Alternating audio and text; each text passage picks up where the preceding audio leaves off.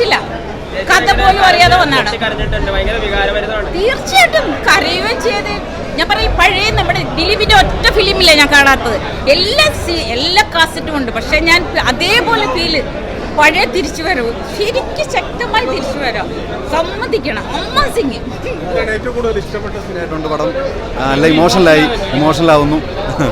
വളരെ ഗംഭീരമായിരുന്നു. നന്നായിരുന്നു. വേറെ സാധനം ഇമോഷണൽ നല്ലോണം വർക്കൗട്ട് ആയി. നല്ലതാണ്. ദിലീപിന്റെ നല്ല പെർഫോമൻസ് ആണ്. ഇമോഷണൽ ത്രില്ലർ, നല്ല പെർഫോമൻസ് ആണ്.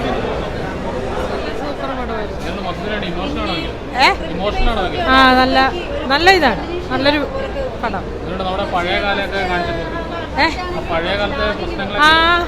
അത് പക്ഷെ അതൊക്കെ കണ്ടപ്പോൾ ഒരു വല്ലാത്തൊരു ഇതായിപ്പോയി, വിഷമമായിപ്പോയി, സങ്കടമായിപ്പോയി.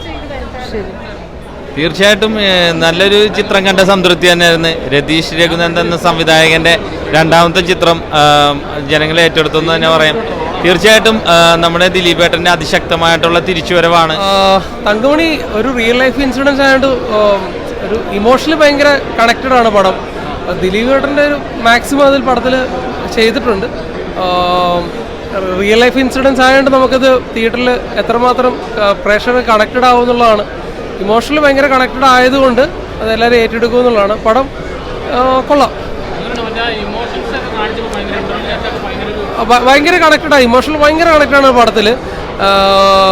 ദിലീപേട്ടൻ്റെ 2 കാലഘട്ടത്തിലുള്ള ക്യാരക്ടറാണ് പടത്തിൽ ഇപ്പോൾ ചെയ്തു പോണത്. കൊള്ളാം. ഞാൻ അഭിനയിച്ച പടം ആയതുകൊണ്ട് പറയില്ല. തങ്കമണി ആ റിയൽ സ്റ്റോറി ശരിക്കും സിനിമയിൽ കൂടെ കാട്ടിത്തരാൻ ഇവിടെ രതീഷ് സാറിന് സാധിച്ചു. അപ്പോൾ ദിലീപേട്ട ജനപ്രിയ നായകൻ്റെ ഗംഭീര തിരിച്ചുവരവ്. അദ്ദേഹം ഇമോഷൻ സീൻസൊക്കെ ദിലീപേട്ടനെ പൊളിച്ചു. ഞാനും ഈ ഒരു സിനിമയുടെ ചെറിയൊരു ഭാഗമാകാൻ കഴിഞ്ഞ് അഭിമാനിക്കുന്നു. Thank you. Okay, thank you.